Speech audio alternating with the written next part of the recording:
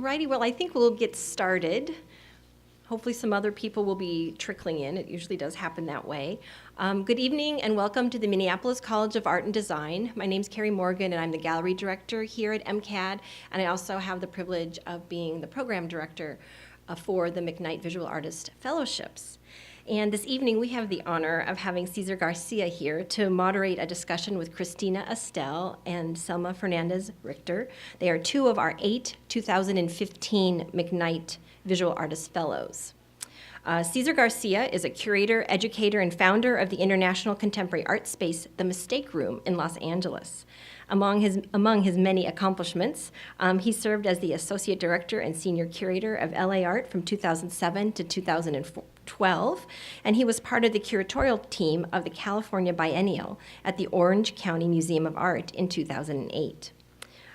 Cesar was one of the curators of Made in LA in 2012, and he was also appointed as the U.S. State's Commissioner for the 13th International Cairo Biennial in Egypt. Christina Estelle is a visual artist who creates sensitive material experiences that explore and archive architectural forms, natural objects, and spatial dynamics. She exhibits nationally and internationally and has participated in numerous artist residencies in the United States, Germany, Japan, and Hungary. Christina lives and works on the shores of Lake Superior in Duluth, Minnesota. Selma Fernandez Richter is a photographer and a visual storyteller, specializing in portraiture. She creates images that capture the extraordinary in the everyday, with topics ranging from the process of forging a new life in a foreign country, the personal struggles of her subjects, and the commonalities between seemingly different ways of life. Her project, The Ache of Home, has been documenting recent immigrants to the Twin Cities who've been displaced from their country of origin by war, violence, or famine. Selma has received numerous awards, including 2 Minnesota State Arts Initiative grants. Her work has been exhibited nationally and internationally, and she's in numerous private and public collections in the United States and Mexico. Before I turn over the space to Cesar, I wanted to first thank the McKnight Foundation for making this evening's presentation and these mid-career artist fellowships possible. Since 1982, the foundation has remained committed to artists across a wide range of disciplines by providing them with money and time to do what they do best, which is create, think, make, and engage. In our current harsh political climate, when the arts are under assault, when the role of the arts is being deemed as standing outside the realm of the public good, we are fortunate to have the steadfast support of the McKnight Foundation to ensure that the undeniable good that the arts provide still happen. Each year, the McKnight Foundation puts millions of dollars directly into the hands of Minnesota artists. For the mid-career McKnight Artist Fellowships alone, they are funding 38 artists in 10 different disciplines. For the math majors out there, that's $25,000 to 38 artists, which is almost $1 million a year. And that is not including the funding that they provide to all 11 regional arts districts or artist residencies or arts organizations throughout the state. The McKnight Visual Artist Program Director, Vicki Benson, recently wrote on the foundation's blog that in her office she has hung a quote of poster paper that reads, quote, "Artists are a must-have, not nice to have. They are essential, not peripheral." This is what dedication looks like. Finally, I will add that there will be a Q&A session at the end of tonight's discussion, and so we'll entreat you to ask questions at the very end. And I hope that you'll also be here to attend the other visual arts discussion series, which will happen on April 11th, April 18th, and April 24th. So thanks for being here.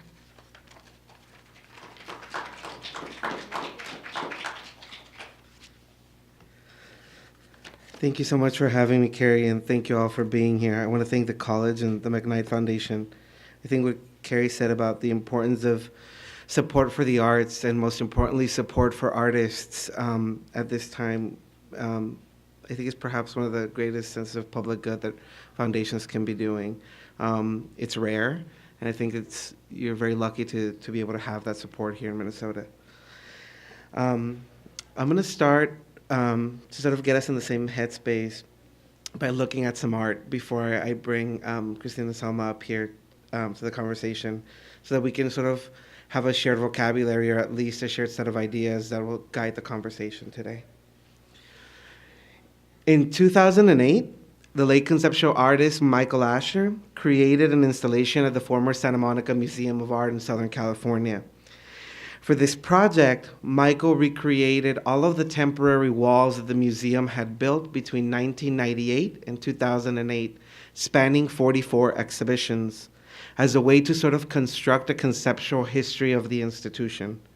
The Santa Monica Museum of Art is a non-collecting museum, so its institutional history is only documented via the archive of particular artist projects and temporary shows at its stages.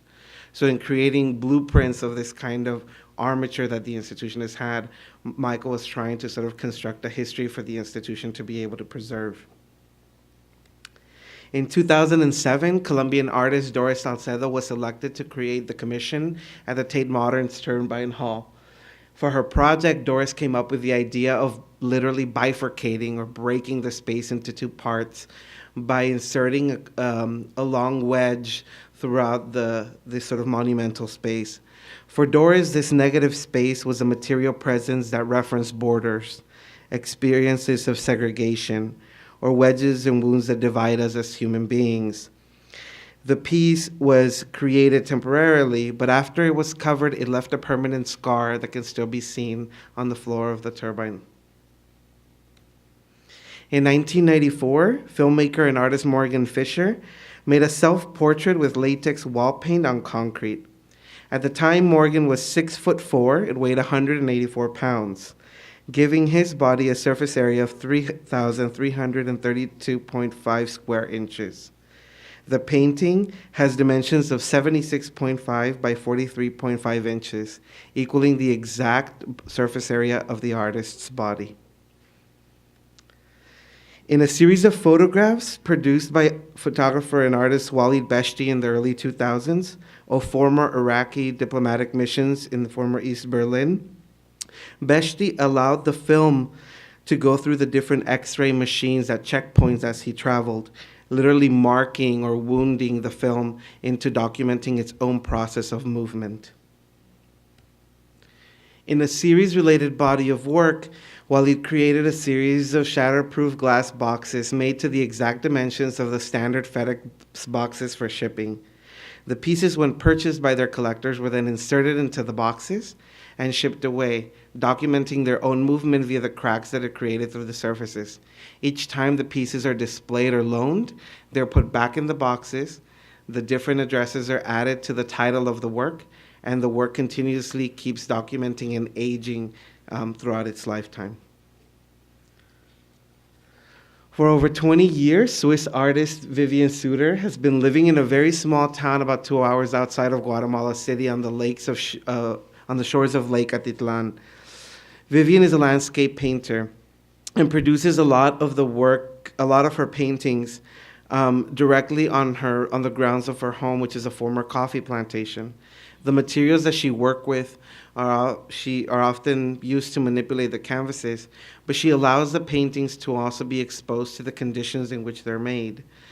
So recently, when there was a flood, a lot of the paintings were sort of inundated and captured the mud, which she then sort of used to create these wall work structures that she then painted over. So the materials and the environment in which the works are produced become direct formal elements in these large abstract works.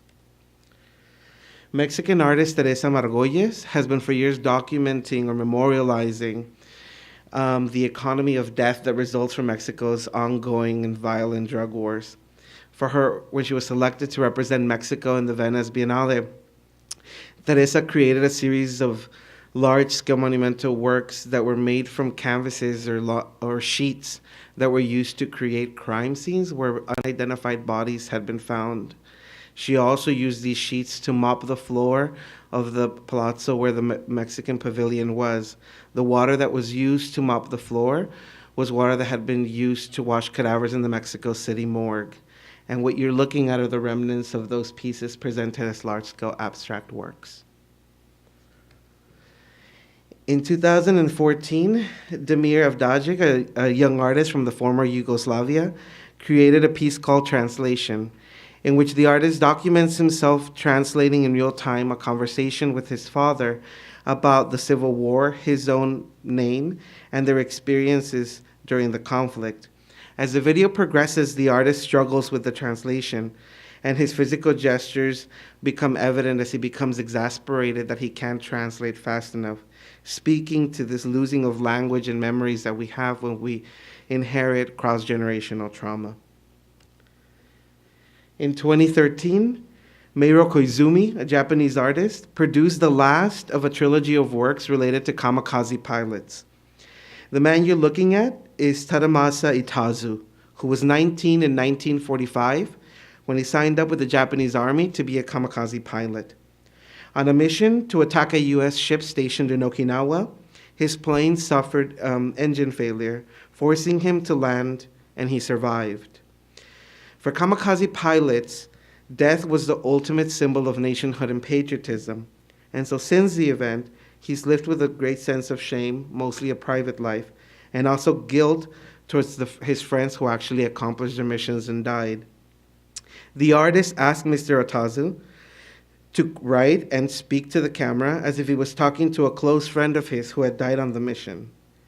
After that, he asked him to play the role of his own friend, responding to his own traumas and experiences about the moment and reconstructing memories of an event or a conversation that never happened. I start with these works because they represent a constellation of ideas, formal and conceptual concerns, methodologies and practices that survey, with different intentions and from different perspectives, a very fundamental human act, the act of remembering.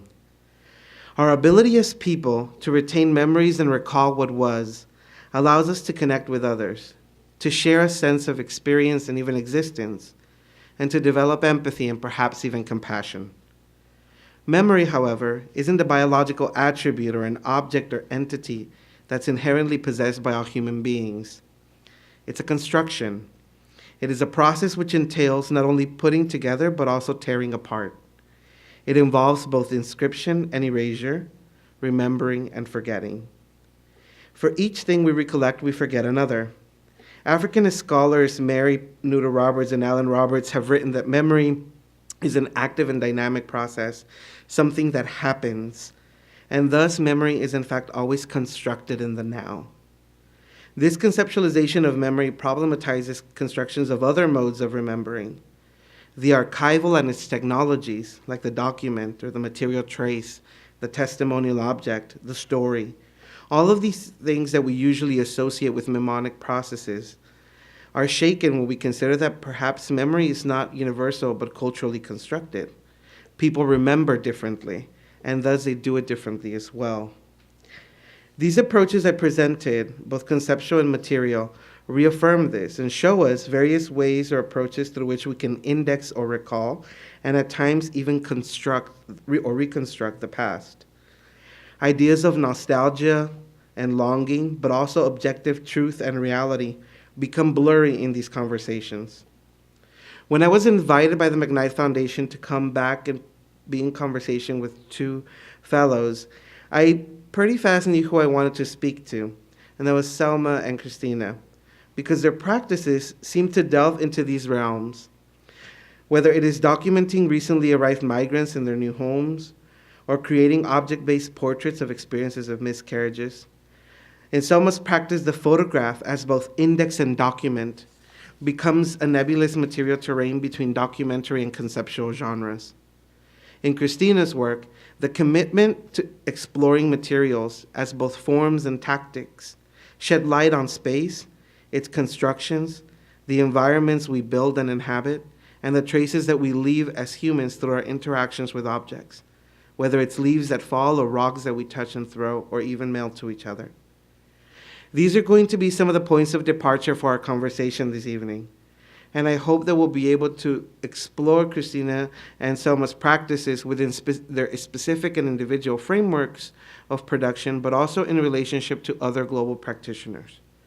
Tonight's conversation is going to be anchored around a series of questions based on 4 topics: history and the archival, materiality, process and collaboration, and ideas of nostalgia, longing, and remembering. And with that, I'll invite Christina and Selma to join me, and we'll start our conversation this evening.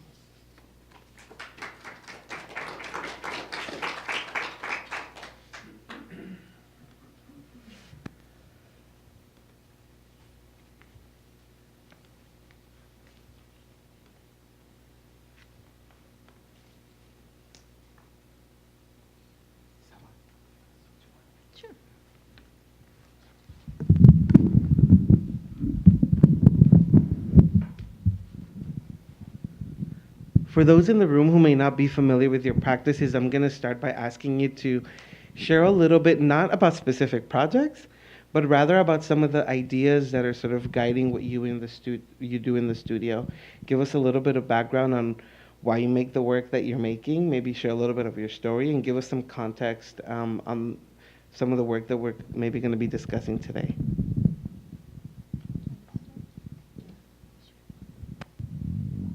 Well, my practice is very. Can you hear me well? Is the volume okay?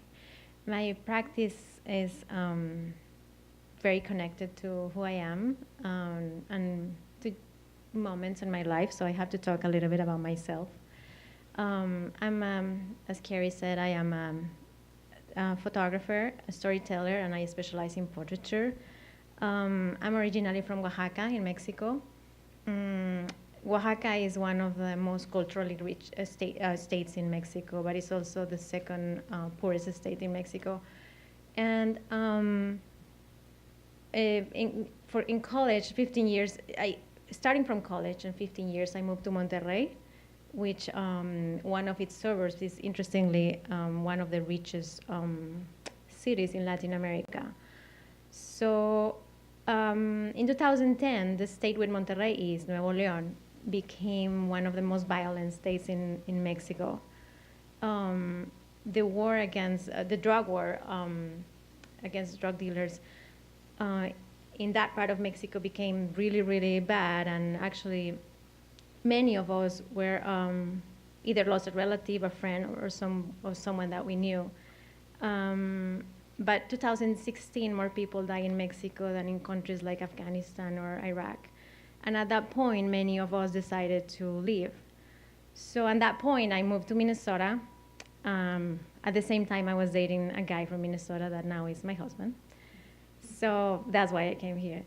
So, and from there, my work, which in Mexico was more commercial and editorial and corporate, has had a dramatic shift and became more personal and self-reflective. And at that point is when I started photographing this project, that I started photographing recent immigrants to the Twin Cities that many of them identify as refugees. And with time, this project became a meditation on my own adaptation process to my new home. So that's where I come from.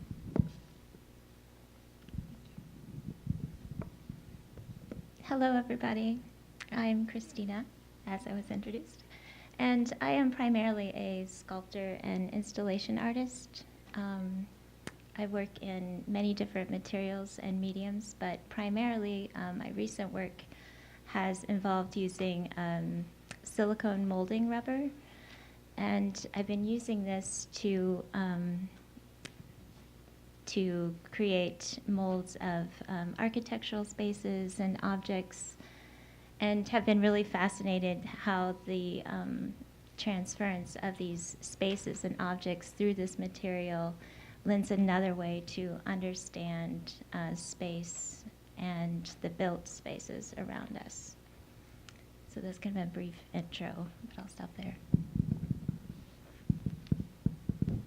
In a lot of the work that you're both doing, even though it's quite radically different, the idea of preserving, whether it is preserving or documenting or creating an indexical form, whether it's a photograph or a particular wall work that indexes the wall of your studio, this idea of preservation or remembering sort of lingers in both of your practices in very different ways.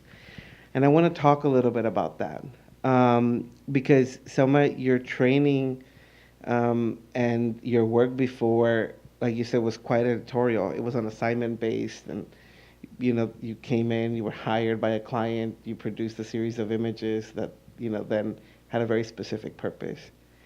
How did you, how does that process or that way of working translate, if at all, into how you started working with some of these community members as you recently arrived, refugees? Um, or how did it separate completely? Can you tell us a little bit about that? Because the images, um, which you can sort of see as they're moving through, um, are sort of in the strange in-between space where they can still sort of, I can almost imagine some of them being on the cover of a Time magazine or something.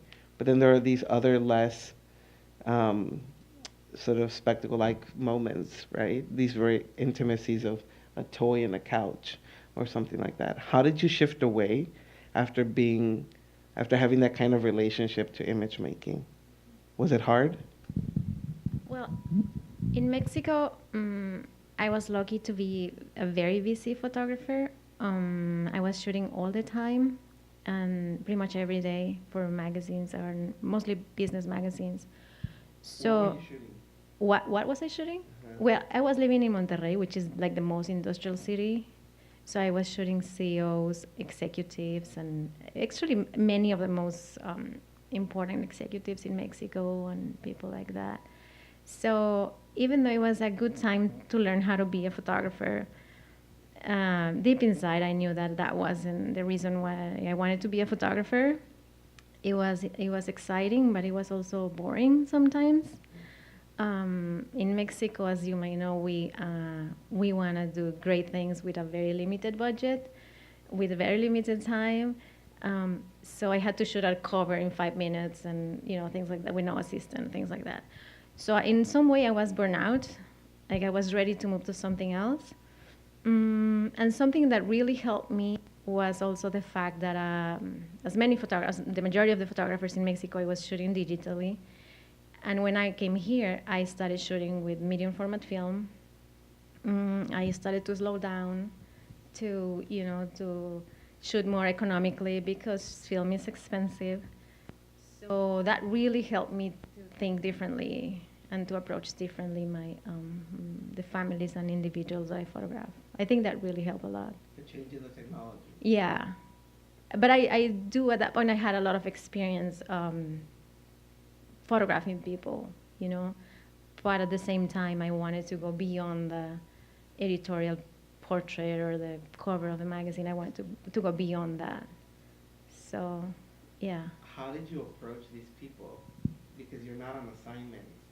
Yeah, no. Yeah. I mean, in some ways, I think, as a personal project, you have to approach it as if it was an assignment, because otherwise you don't have the pressure to do it or the deadline or anything. But how do I approach them? Well, the first 2 or 3 months, I approach an NGO who helps them resettle. The Lutheran Social Services of Minnesota, and they were very helpful. From there, I've been shooting that project for almost 6 years. So I worked with them for 3 months or so. They introduced me to a lot of families. So I met many of these families the day they arrive or the day after they arrive. I keep photographing them for weeks or months, and now years. Like, I keep coming back with the same families or new families. How do I approach them? Some of them is interesting because they just, they've seen me and they trust me. And then, for instance, let's say the Korean community. Later on, I learned that there's not a, for instance, they will ask me, like, what do you do for a living? And I'm like, I'm a photographer. They were like, so you make photography, they pay you to take pictures? And I'm like, yes. So later on, I learned that there's not a word in Korean for photographer.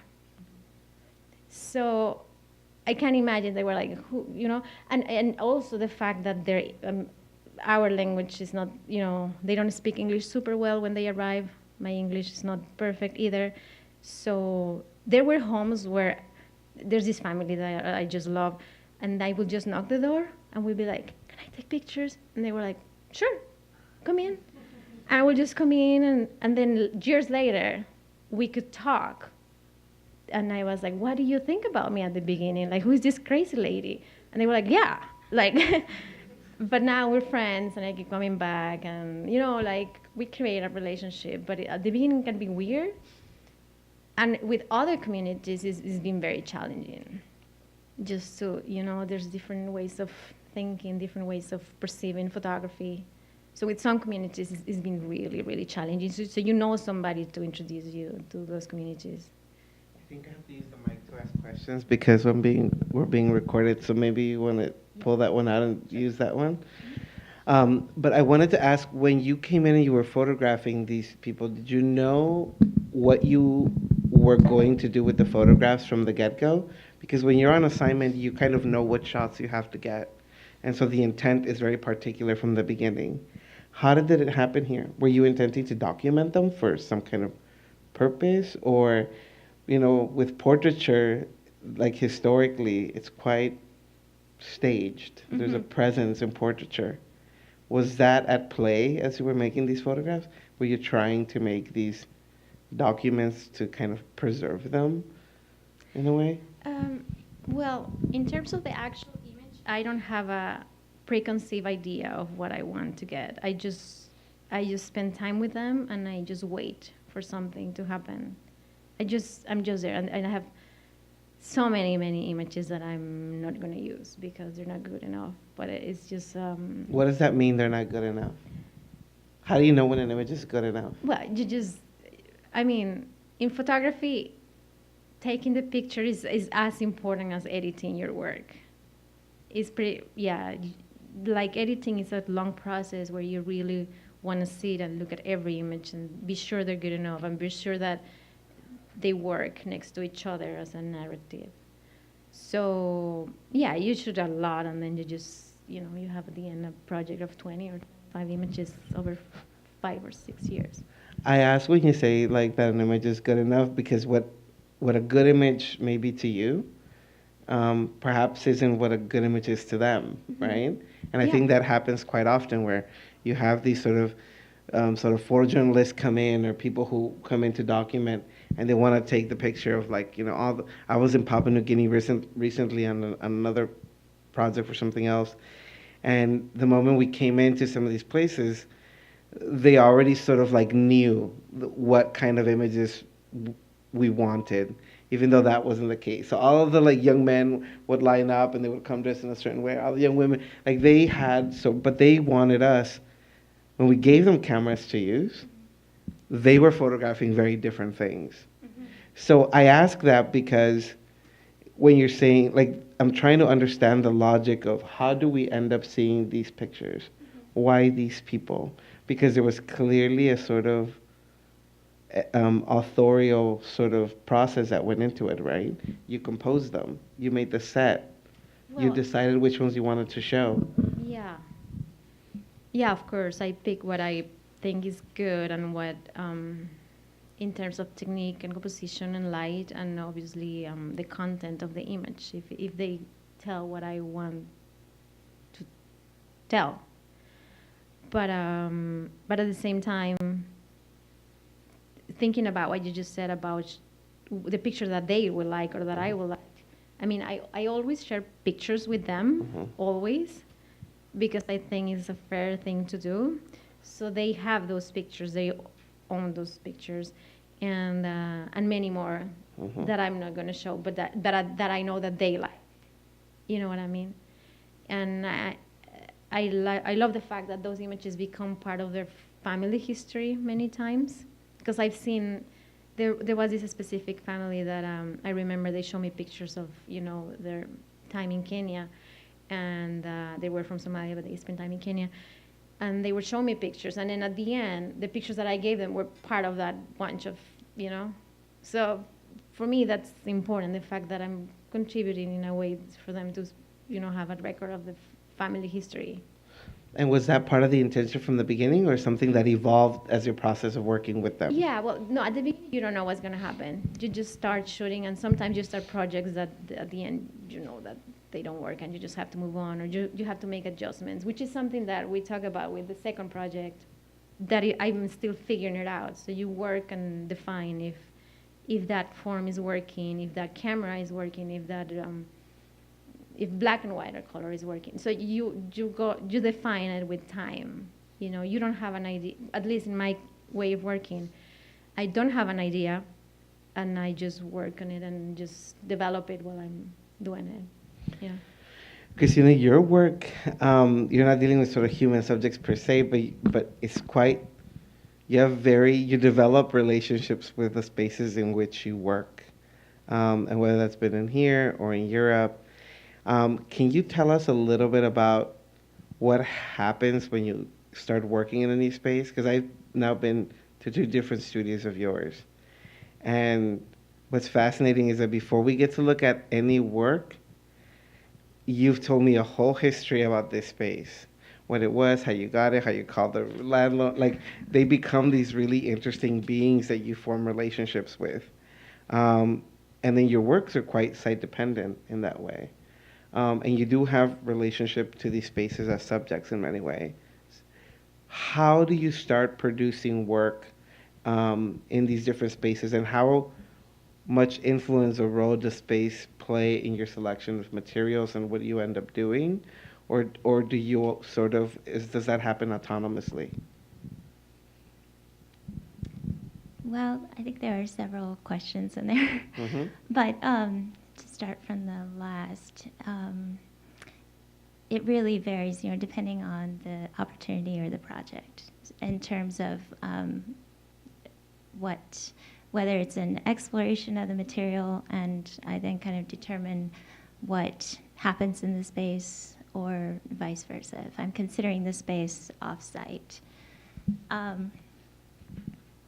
So I think that primarily the context of what the space is pretty fundamental in my thinking, and then from there,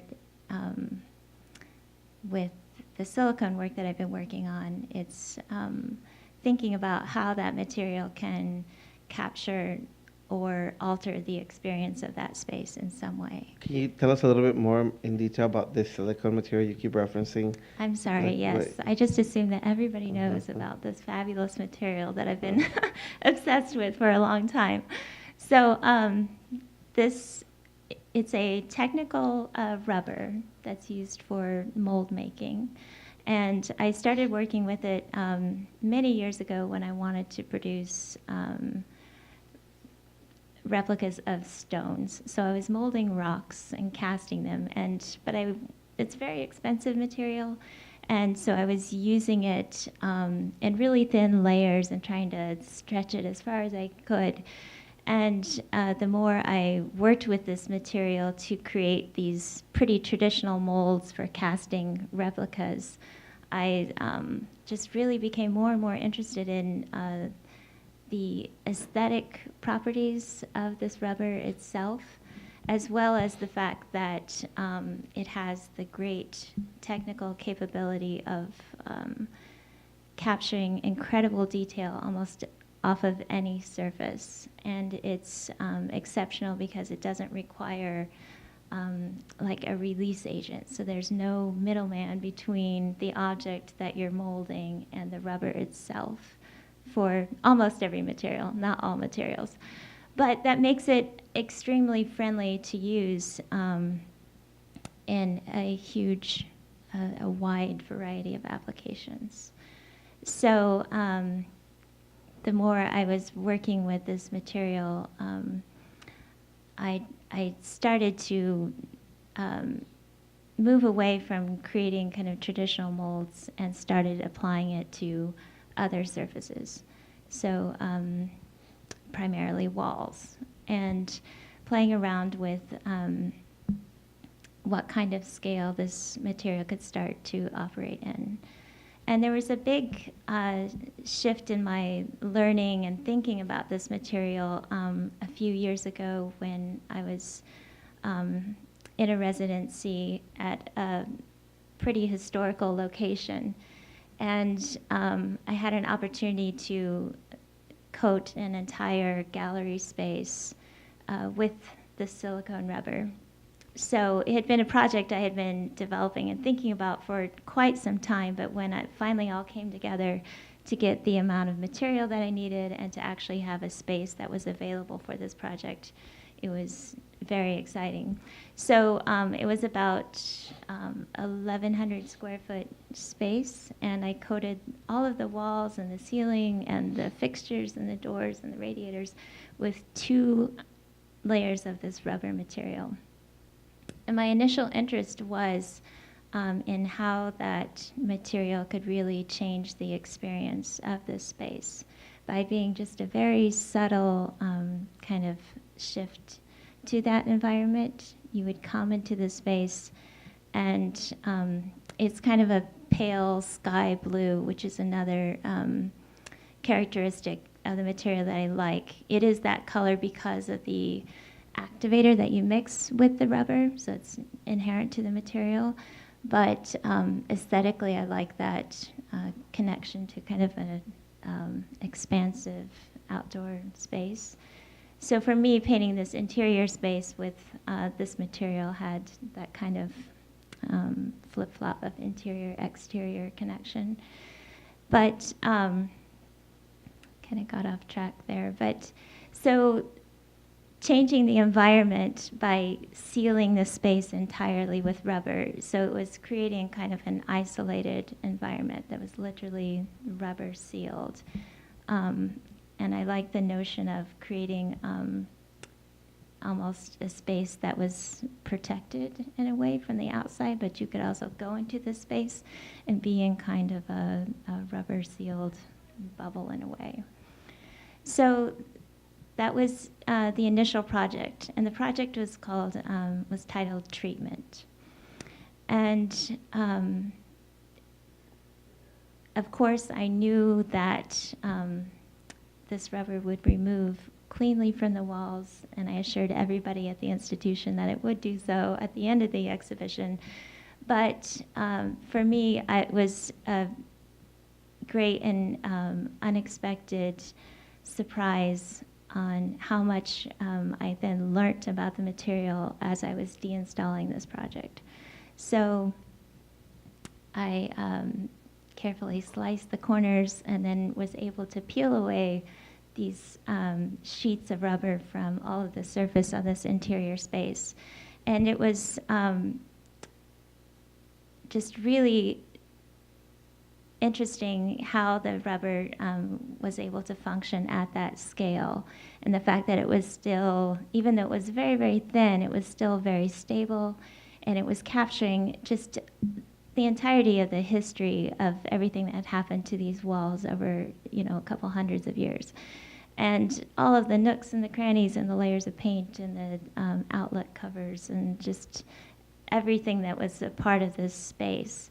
So it was such a huge treat then to deinstall this project and have all this new information about this material. So at the end of that project, it really just spurred a whole new interest in pushing this capturing of architectural spaces with this material.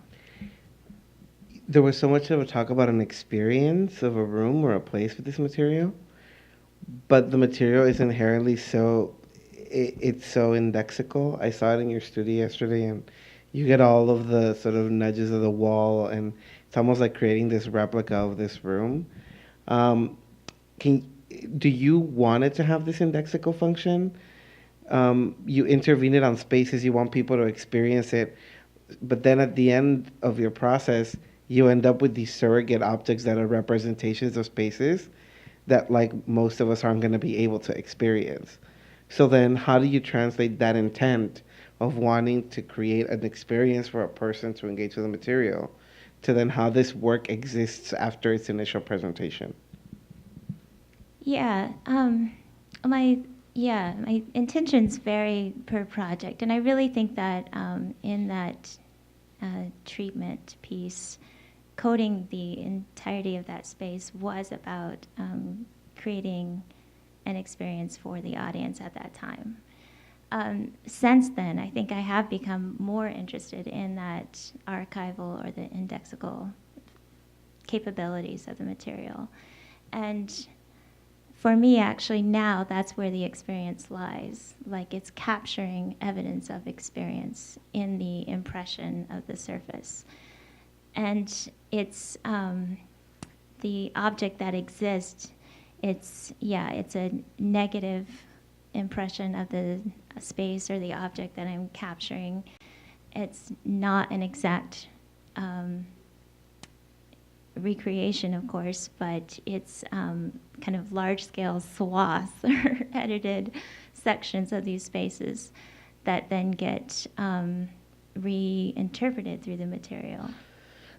I think this question is for both of you, but since we've been talking a little bit about this idea of the document or what ends up in the archive, do you think that the idea of having an absolute archive is possible?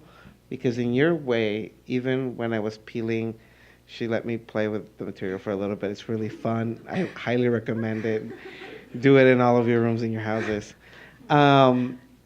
But when you remove it, inevitably the material itself is susceptible. You get a rip or a tear here and there, and you never get quite the full picture. And again, in your set of photographs, I'm actually much more interested, not to say because these are incredible images, but I'm actually much more interested in that absence that you didn't share with me, right? Because I think it's as important to what we were able to see than just sort of the images that you present to us. But do you think that is this idea of an objective truth or a complete reality through a document, through a photograph, through a material? Do you think that's actually possible? And is that of any interest in the way that you're both working? Should I? Yeah, we've been chatting about this a little bit, and I have some trouble rationalizing I guess the purpose of the archive, and I don't think it's possible to actually have any kind of true completeness in an archive or an index. And I think that, really the value of such information is just literally about the experience, right? The experience that is captured there. And there's, I think, in our inability to create any true archive, I think there's a nice or kind of poetic parallel there to, the biology of memory. And you're talking about memory as something that happens and something that is dynamic rather than any kind of static file or documents that actually exist autonomously but are a constant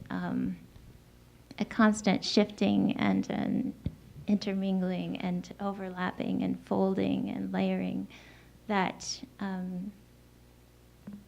then continues to generate what we know as experience. So That makes sense.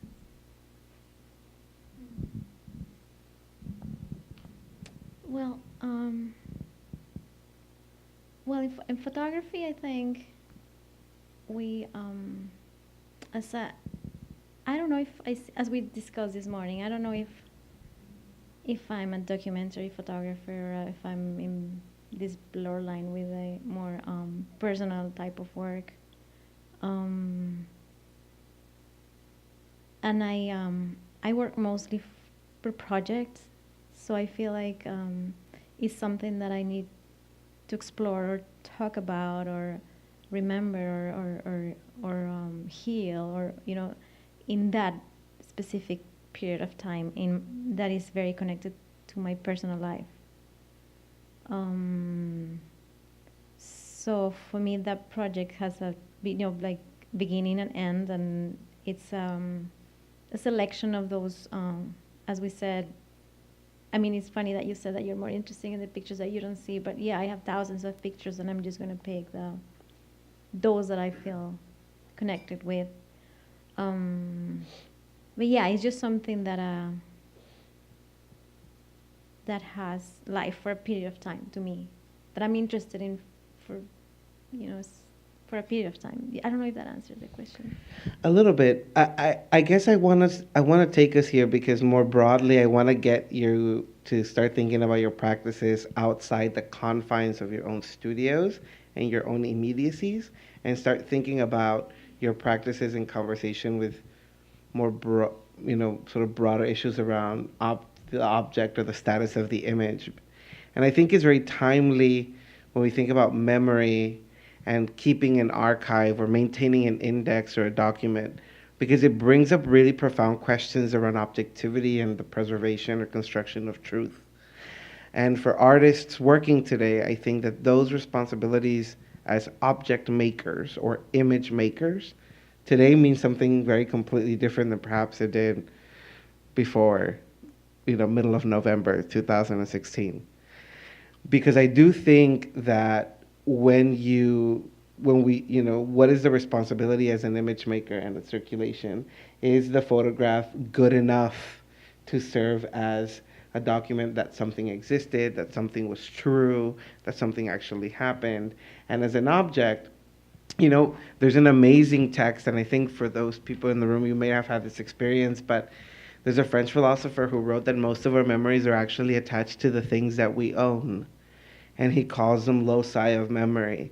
And I think you may have this recollection where you enter into a room, and it doesn't have to be a thing, but sometimes it's a color, or sometimes it's a smell, a particular smell that you like remember from your grandmother's houses, and they function as triggers. And all of a sudden, within a particular kind of material or something that you recollect, a lot of other things start triggering that perhaps you even forgot. And you in particular make these objects that recall these spaces that have other functions. So I'm interested in how you think, or what you think are the responsibilities of these reconstructions that you have. What do you want them to do, right? Because you've pulled out the silicone, you've installed it as an abstract installation. But as a viewer, I come into the installation, how do I know about your process? And I ask those questions because as a curator, and I've had the opportunity to sort of be reviewing your work, my biggest question is, I really love this work, but how do I show it? Like, I'd love to show this work in conversation with like work by Gabriel Curi, or like in conversation with like a really interesting Hans Hackel work, but I don't know how it exists beyond that specificity of that moment, right? So I think that sometimes, and I don't think it's particular to your practice or yours, but I think that sometimes as artists, there is an immediacy and an urgency that happens in the studio. And sometimes it's important to remember to step back and understand how this work exists when you're not in the room telling me how it's supposed to function, right? And that's where formal questions come into play, right? How is the work behaving in that space? What is it doing? How is it sort of letting me know that this is how you want me to engage with it, right? Or this is what it's attempting to say. So when I ask about like the reconstruction of these spaces, is because it seems like that your series of work is attempting to sort of document perhaps this community and like add to their family history, or maybe tell us about this action or this gesture. But, do you ever get to fully translate that experience to me as somebody who's going to encounter that work? And do you care?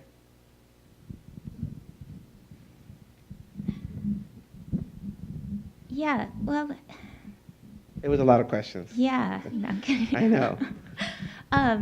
Well, you came to visit my studio at an interesting moment, and I'll give a little bit of background to what Cesar saw in Duluth.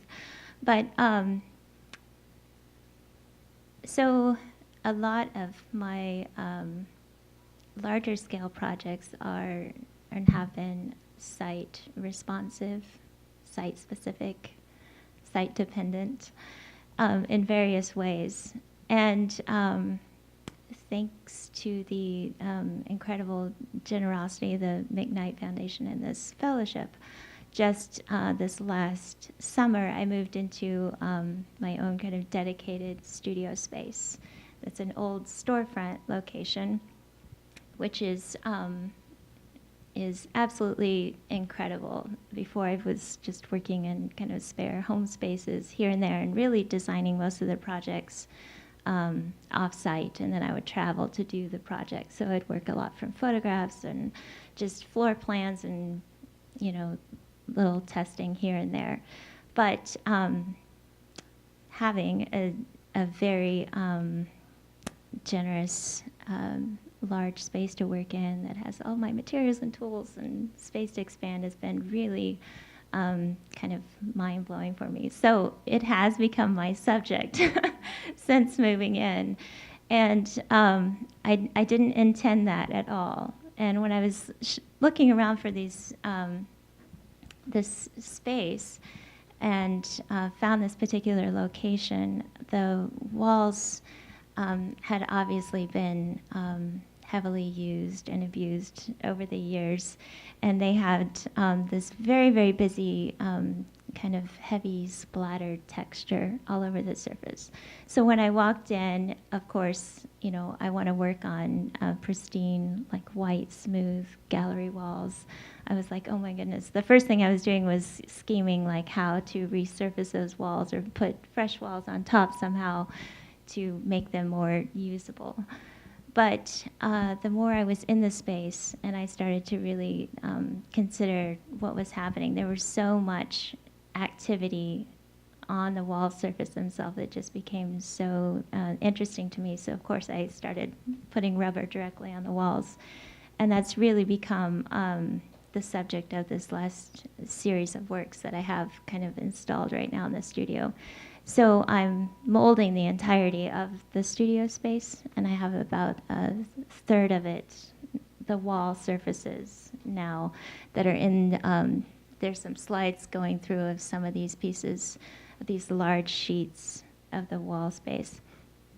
And it was just a really interesting and kind of beautiful discovery that the negative impression of these walls has a look that's something like the surface of the moon. It's these, you know, very cratered and gashed, but it becomes kind of landscapey. So anyway, it's been really fascinating to me. But getting back to your questions, I think that, well, let's see, where... Do you want me to know that this is, like, that this came out of a mold of your wall when I see it? Do you want me to know that? Or are you more interested in just using it as a material? How important are these specificities of their own making? Right. Because if there's one thing I've learned is I don't want to talk any kind of material because you go deep. Like paint composition.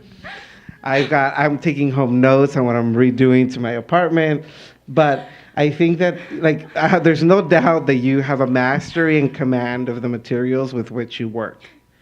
But how important is that to the process of me experiencing your work? Do you want me to know that these are the specific sort of material and formal dimensions of it? Because I've seen this removed and then installed in like a kind of tent-like structure in the middle of a gallery. That doesn't tell me anything about its process.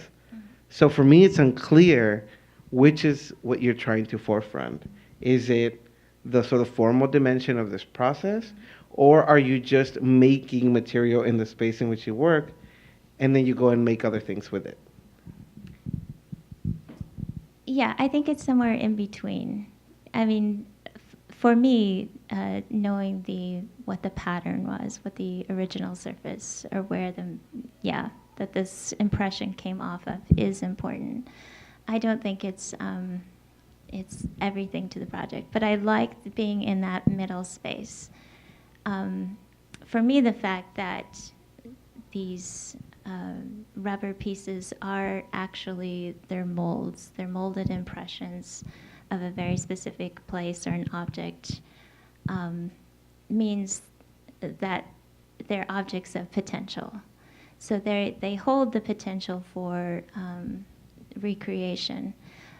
But I haven't decided to cast material onto these forms or into these forms to create another positive that would be closer to a replica of the original. So it's not the original, it's not a replicated version, but it exists in the middle as this material of potential. And so for me, that's where the interest lies. And I think that that speaks to another kind of experience, with this idea about what could potentially exist, but also what it's kind of holding on to in the material itself.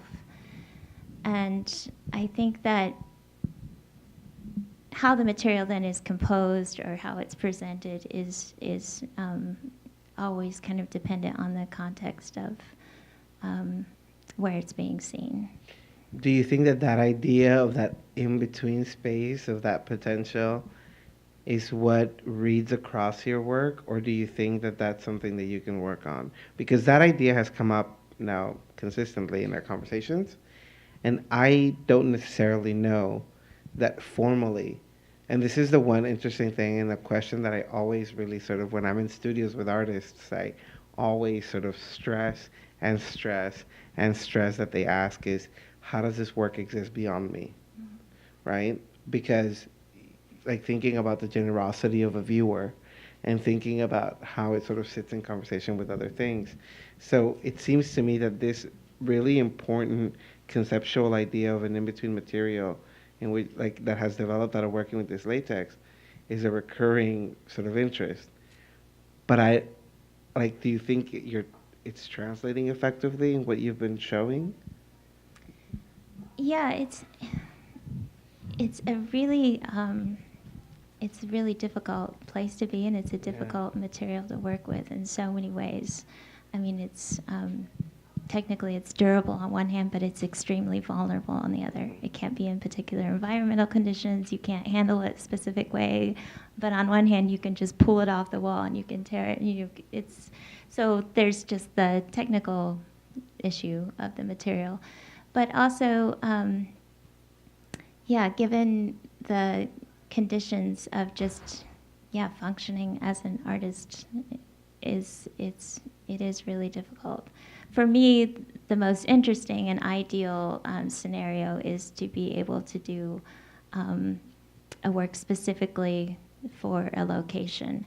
And I find that the works that are still kind of clinging directly to the space and articulated in some kind of, more poetic kind of gesture with the material is where I think that happens best. That it's directly relaying that evidence of it being an archive and a direct impression, as well as a gesture and about the experience of that process.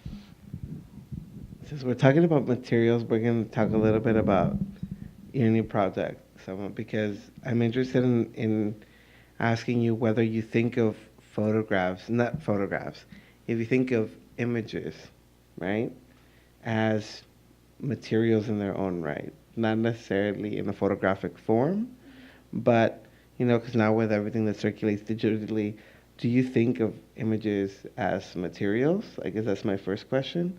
And I ask that because in the very brief discussions we've had about your most recent project, you haven't quite resolved presentation, right? And there's going to be a mix of kind of objects and things. And it reminds me a little bit about Mary Kelly's very early, very seminal and important sort of work.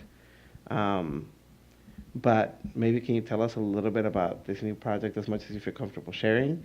And then how the images or the photographs are going to function, or you think could function within this new project, and how you present it. Yeah. These are some of the images, by the way. Yeah, those are some of the images. And again, because of personal experiences, I came to learn a lot about recurring pregnancy losses. I found out that it's an interesting story, but I found out that because of some the medical approach to recurring pregnancy loss is the same one that we had 50 years ago. Because of that, when you suffer recurrent pregnancy losses, usually the treatment is, what doctors will usually tell you is something that happens all the time, and there's nothing you can do. And the diagnosis is bad luck. So it's just keep trying, right? So, and of course, as there's these double-blind placebo-controlled trials that basically says the golden, what is required for medications to be, or drugs to be released. Doctors are not sharing all the findings, or they're not aware of those findings with patients. So, okay, women gather in, chats or Facebook groups, secret Facebook groups, to share their experiences of loss and to share information and research that they found. So what I'm documenting is, sorry, I haven't slept like in 11 weeks. So, so what I'm finding is I'm approaching those women, and I'm asking them to photograph those objects that they're like religious. How do you say that? Relics. Yeah, of those losses, right? Those things that remind that have that remind them the children that they lost. So I'm photographing objects, and interestingly, I'm not doing portraits, which is something that I will normally do, but I kind of approach objects the same way as I would approach a portrait for some reason. And I'm also, among with these objects, I am gathering texts. So the way I see this project is more like a book, and I think it's a book about a secret, something that we don't talk about as society. So I think when you suffer a miscarriage or a stillbirth, we don't have those community rituals for grieving. It's something that is kept as a secret. And I think it's something that we have to talk about, just like as we talk during my studio visit, like I'm some sort of, I don't like, but as some sort of activist, like I'm trying to like bring awareness about something, or compassion or empathy about something, so that's part of that project. I think the other question, I think most serious photography or more important photography usually has an outlook as an object, either in a show or a book or a magazine, or it's usually, it lives in the virtual world for sure, but it has to come out of there and to a wall or to a book, or like a photo book, or it's something that is more tangible, where you can have a more intimate experience with. I think there's a lot of millennial post-internet artists that would disagree with you, and I agree with you, but I think that the role of images as sort of ready-made materials, and in particular, there's people that use other photographers' images as material for their work. How do you feel about that? Well, I don't know. I mean, I'm not into putting restrictions into other people's work, or imposing my points of view or values. But it's not something that I'm interested in doing, or I believe in, I don't know if authorship is the word, or even copyright. So yeah, it's not something that I will be interested in doing as a practice. But yeah, I have mixed feelings about it, I guess. Yeah. With this new project, which I know you're still working through, and we're seeing, thank you for sharing some of the sort of early. It's very early I know. stages. I know. I don't even know we had to have conversations for a very long time whether or not we were going to discuss this tonight. But I think one of the fascinating things is we were talking about functions of portraiture and people, and I said I'm much more interested in the photos that you didn't share with this community. But here, collectively, this project, or at least within the groupings of a particular woman's experience, still very much feels like a portrait of an absent being. Mm-hmm. Are you thinking about it that way, or were you like do you think of like each collection of objects that a woman will share with you as one sort of little body of work, or are you thinking more broadly about all of this as like a singular work? All of this is a singular work. That's mostly how photographers work, I will say. Um, and that's how I will work. I work. Mm, yeah, as I said, I think it's going to be a little book, you know, about.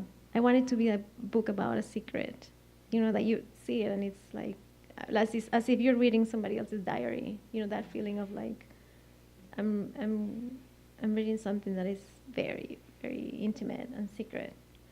Mm, Does the text remove some of that secrecy away? Because some of the text included is quite descriptive. hmm Do you know what I mean? What do you know? Like some of the text pieces, right? Mm-hmm. The quotes that women have shared with you, they're quite descriptive about the experience. Yeah. So in a way, I'm just thinking as a reader, if I see a book with these series of images interspersed with these kinds of texts, somehow or another you can begin to make associations. Yeah, but I do think that those types of things is not something that a woman ever would talk about out loud or as publicly. We can share those things because it's experience that we share, and in that secret group that I'm part of, we're very open to that because it's something that everybody can relate to. We all can relate, and it's interesting because well, we don't know each other in person, many of us, but I think it's something that you wouldn't normally share publicly. So I think that's the part that I love because people can connect with that and probably feel like, oh, I had absolutely no idea about this or, what's going on. Is there a reason why the objects are being photographed like this? Well, as we talk about, I haven't figured out the form, and it can still change. But I'm just, as I said, first I started photographing myself and my process. Then I asked my husband to photograph me. Then I started photographing. It's been 3 years of that process. My surrogate. Then I was, I just had the need to talk about this some way, anyway. And then I came to this, and then I started meeting in person with some of those women, and they were so open to share their stories, but they didn't want to be photographed. So But they were okay with these objects the story, being photographed. yeah. And I'm gonna, but I'm Wow. not even gonna tell their names or anything. Uh-huh. So they were like, sure, you can photograph these and these, but I don't want to be photographed. I was like, okay, I get it. So, and I feel the same way. So then they start sharing with me objects, and that's for me when it was fascinating. Like, how am I gonna tell this story with objects? That for me have, and also when you think about a baby that was never born, you don't have a picture of that. You barely have a ultrasound or something. But it's just trying to bring that to the real world and just show To make it material. exactly to make it material. So that's part of that need, I guess, to make it. When you collaborate with these communities, and there's a question that I'm going to pose to both of you differently, but when you collaborate or in your process, at what point do you know a project is finished? Like, do you keep going back to like these communities and rephotographing them, or is there a point when you know that this particular art, like at what, it seems so organic, right? Mm-hmm. You came, you went to these communities. At what point do you feel like, okay, I've resolved this? Mm-hmm. There's something really interesting that Sally Mann says about it. Like when you're working in this project and then you start photographing another one and you feel like you're cheating on this other one, as if you're, like it's overlapping and you feel like you're cheating. And I think that's when this one starts to fade down and the other one starts to, So I'm in that stage where I'm way more excited about the other one, and also because this was part of my life for a while, where I was starting, when I realized that I was living here, that this was home, and and I understood that that project was a meditation of my own on my own adaptation process, I was fascinated about sharing that experience with them, and just sitting and talk with them and say, how are you dealing with the winter, or do you have a driver's license? How are you doing it? This is hard, and that was my life at that point. But then this became my life. I was researching all the time, and I was just reading and talking and trying to find an answer and trying to find the right doctor to go with and trying to deal with my insurance. So that became my life, and I was like, well, this is my project. So when we started, you say you sort of found yourself that you work between like documentary or this, but would you say that your work is much more autobiographical than documentary? Yeah, of course. Yeah, I think when you shoot a project, you're committing to something for 5 or 6 years. So it has to mean a lot to you for you to keep doing it. It has to, because otherwise you lose interest. It has to be something that you're really passionate about, because it's a lot of time and it's a big investment. So that's the only way that I could do it, I think.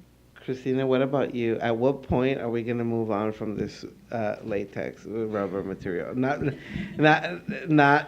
Because I know that when we did our first visit, there was like the recreation of the leaves. There was a project where you were shipping or mailing these stones to different people. But now I felt like the more recent conversations, even the selection of images that you send me, it's all around this material. How does that work? Because I was trying to sort of determine that from your residency in Germany to like the time that you were in the other studio the first time I visited to now. Is it really dictated by the space in which you're working, or is it who's in the, I guess, what's in the driver's seat? Is it the space, or is it the material that you're working with?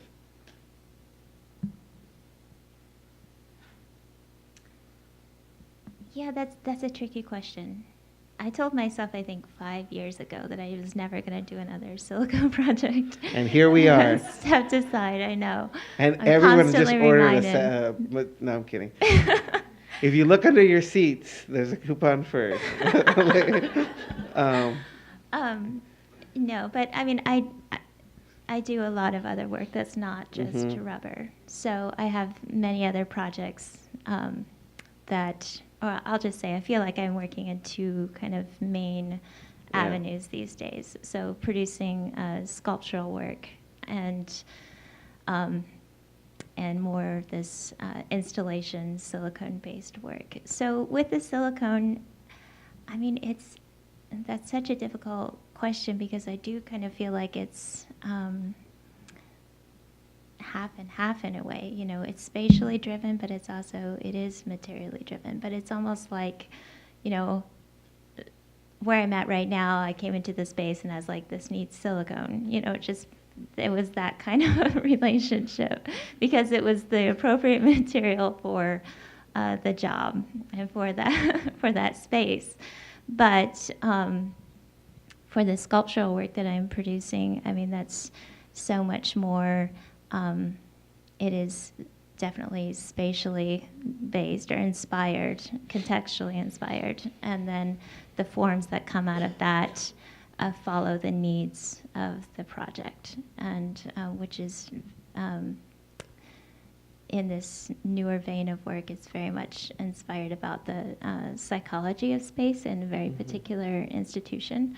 So it really does just depend on the opportunity and my access and interaction with different locations and spaces.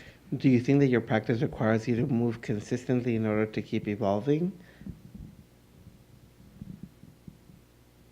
Like moving from space to space? Yeah. I know artists who, ever since they graduated from their MFA, have lived on a residency circuit. Yeah. But it is the only way that their work continuously evolves, because it's so dependent on the space in which they're making. And you can almost trace the arc of their work by geography. Yeah. William Cordova is one of those artists. Yale MFA grad, lives in Miami, but at the beginning, him and Leslie Hewitt were consistently doing these residencies. And I remember I attached certain bodies of work when they were at Art Pace or they were at the Rex Academy, or, and I feel like, because I asked you, I said, I wonder what would happen if we like had you make work in a bubble. Like, how do we like take you out somewhere?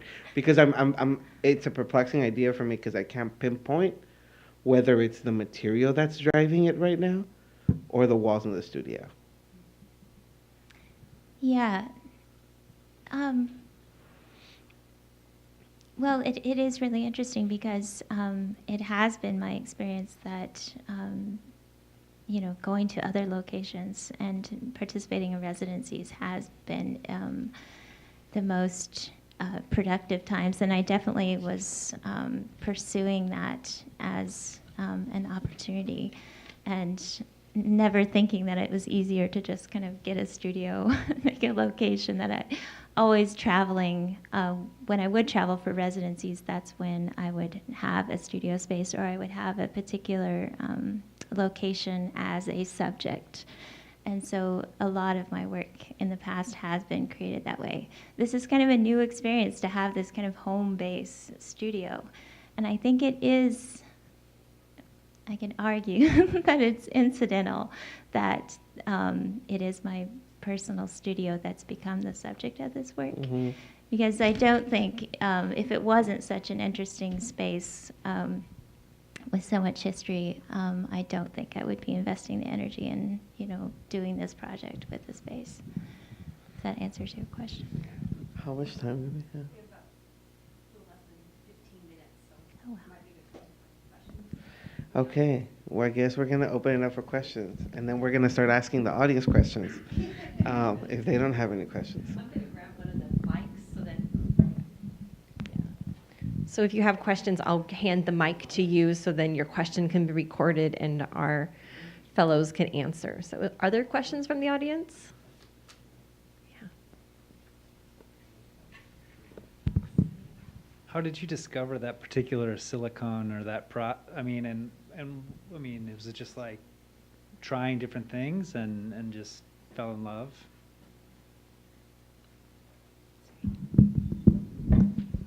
No, actually, it was a very direct purchase. And there's some guys in town who are experts at Sterling Supply. So I was in grad school at the time, and I needed this material for the project, and they handed me my first bucket of silicone. And they're experts at knowing what I needed for the project. So I was lucky that I didn't have to go through a lot of trial and error with it, but it's pretty unique in its capabilities, and so I haven't found any other reason to, try other variations so far. But Yeah, it just sounds like a really special relationship. I've never really heard somebody talk about it's like, I love this stuff. And I got really lucky with a good lead in grad school. Okay, great. It's a little paler.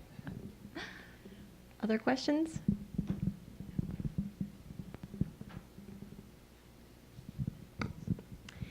So I have a question about this idea of how work exists outside of the artist studio in spaces where the artist is not necessarily present to interpret it or explain it.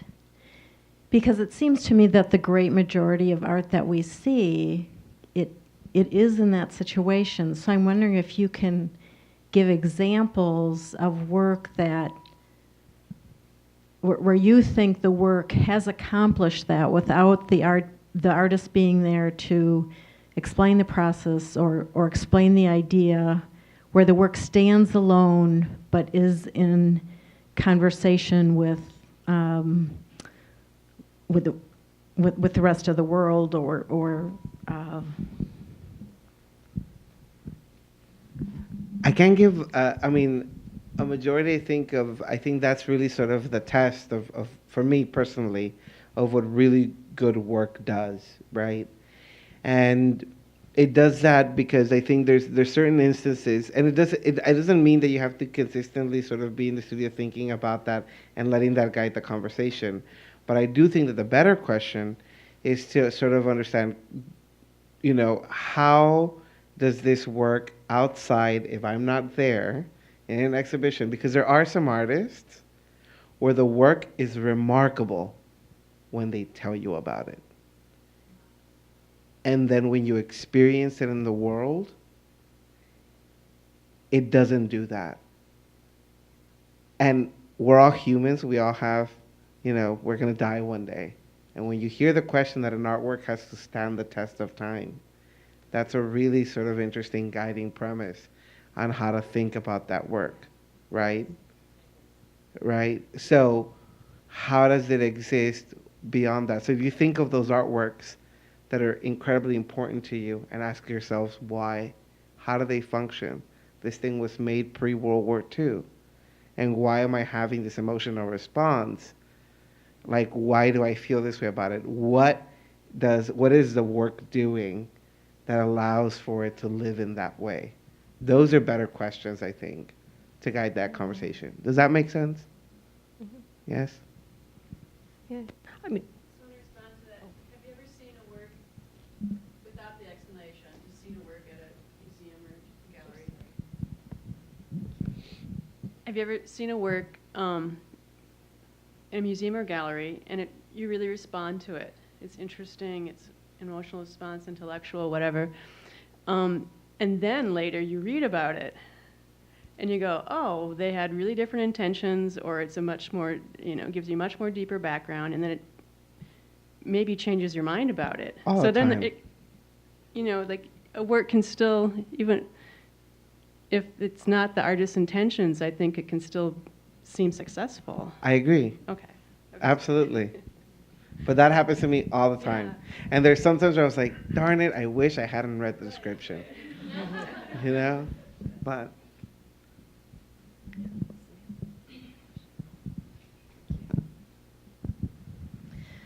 I'm curious about your emotions towards the longevity of the work for the ladies, whether it's the more ephemeral site-specific materials of that silicone that once it comes down, it's never going to be able to go up or install the same way, or Salma, how you mentioned that moving from the one project to the next, you feel as though you're cheating, and it's almost like the end of one for the start of the new. Do you find moving on or changing or leaving for something different, is that liberating, or is it kind of like a heavy, harder emotion in transitioning?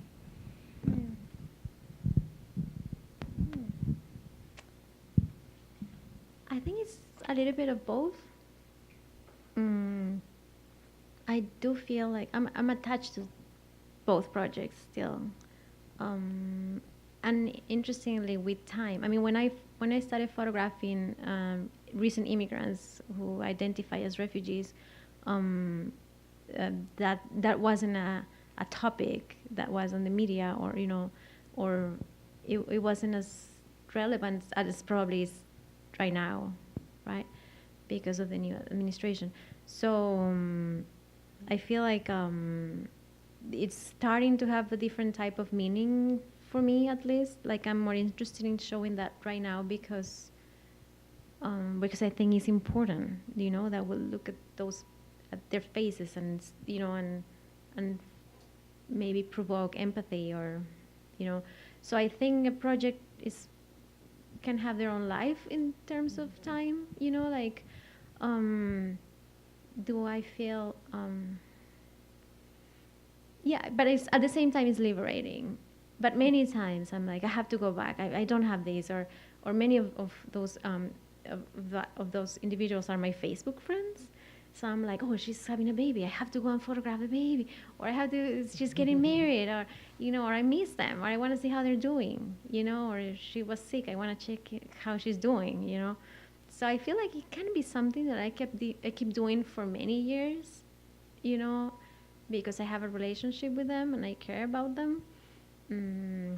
So I don't know. I don't know if that's gonna end someday, and it's weird. I don't have a clear answer. Sorry, but yeah, sorry. I don't know if that answered the question.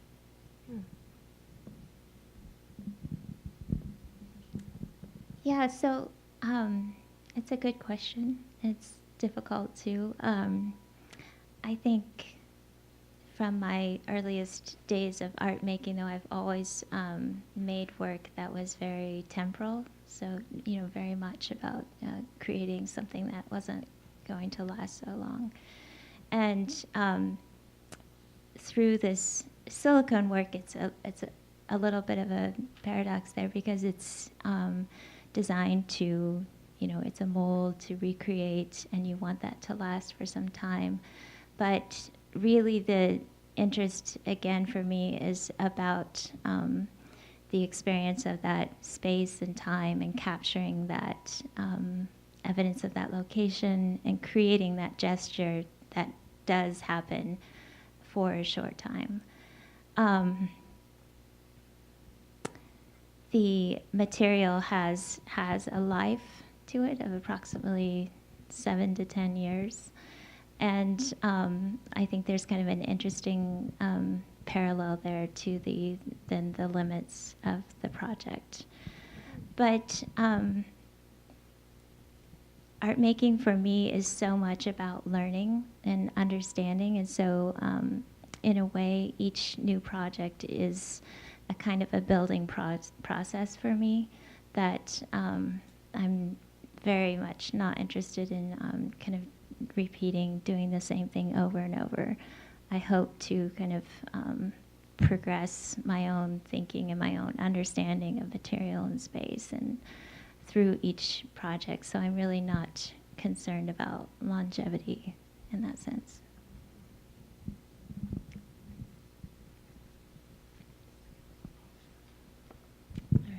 Thank you all for your time. 2 questions, and the first is for Christina. You brought up the work treatment and talked of how you covered the entirety of the space. I'm curious, how was that project lit? Naturally. There were a couple of windows in the space, and I don't think you could see that from the images that we're showing today. But yeah, it was lit from ambient light from other spaces when the doors were open, and a couple of windows. But yeah, I covered the track lighting. Thank you. And for both of you, over our conversations tonight, we've looked at your work sort of separately or on its own, and I'm wondering where or what sort of group exhibitions have your works been a part of, and what have you learned from those experiences?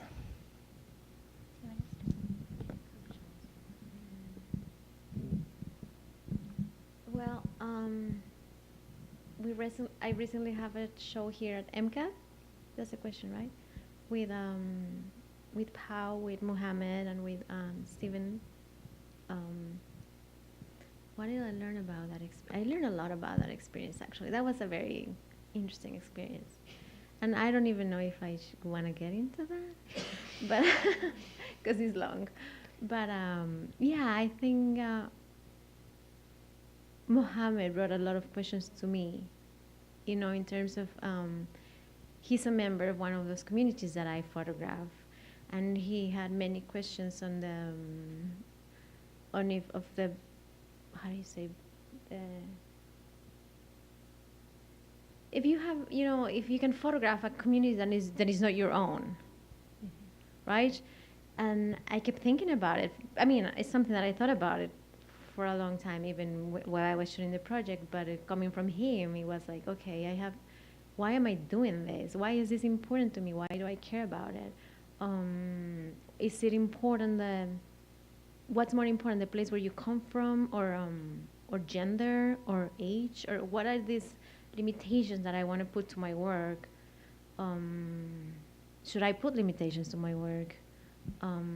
So that was very interesting. I don't know if it's interesting to you, but that was interesting to me. And yeah, I'm trying to be part of those shows, because of many shows, and I'm always applying, because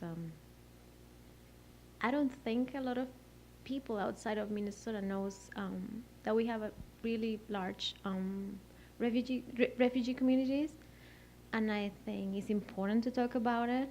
And now that I'm part of this community, I'm proud of that. I want people to know about it. So yeah, I don't know. Does that answer your question? I just remember that you and I were in a group exhibition together. Yes, a couple years ago. But can you maybe clarify the question? So over the pictures that have been shown here, especially I guess you could say for your work seems to kind of encapsulate these spaces. And so what sorts of group exhibitions have you been a part of, and maybe how has your work changed, or how have you responded being surrounded by different pieces? Mhm. Yeah, I think that, Cesar has touched on this a couple times this evening, and yesterday we were talking about just the logistics of, how to work with a difficult material. And so I feel like, when I'm applying for a group exhibition or considering that kind of a opportunity, then it immediately goes to scale, because there's usually the maximum, minimum dimensions and all those things you have to consider. So I do feel like I just have a range of scale of the work that I'm doing, and then of course that does influence the content of those particular pieces. So I do participate in group exhibitions, and I'm always, happy to be a part of that, kind of larger conversation that happens.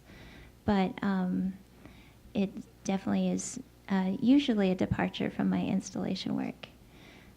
That being said, next week I have a great opportunity, and I'm traveling to Florida to do a site-specific piece for a group exhibition. So it's going to be interesting working amongst the art as it's being installed. So that will be a bit of a new experience, that it's not just shipped in a box, or delivered that way. But I have a question and a shameless plug, but the question is, or I'll do the shameless plug first so we can get that out of the way.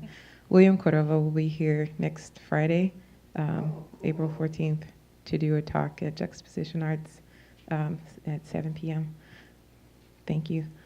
But my question is there actually a difference or a distinction to be made between autobiography or spatial biographies and documenting or documentary work?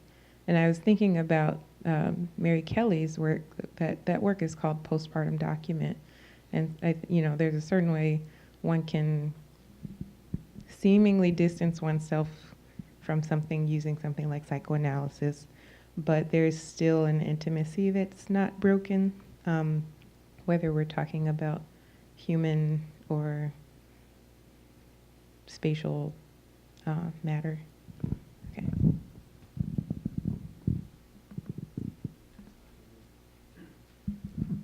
I think that's really a decision up to the artist. I think that's why I asked, because for some we've been talking about, documentary, or I didn't hear the word, like, I've done a couple of studio visits now, or, we've chatted, but the word, the autobiography, that didn't come up until this conversation, which hadn't been something that, we had discussed or mentioned as a description of your work. But I do think that intent is important, and I asked I think that you can still differentiate between the two. I just think it depends on what function or how you want the work to function in the world. And with Mary, that's a very that's tapping into psychoanalysis to create ideas of distance around a very personal process was sort of key for her. But here, I wasn't sure if you wanted it separate, because in the beginning, like with the photographs of the recently arrived immigrants, when I was first introduced about that work, the dimension of you acclimating or having those conversations about adjusting wasn't a big part of the work. We talked about them as documentary photographs. And it's interesting because it wasn't until you shared the second project with me that the word autobiography came back into the first project she was transitioning out of. So maybe in retrospect, it was also functioning that way without necessarily that intent in the beginning, right? Well, it's 8 o'clock, so thank you very much for all Thank your you all. time and insights.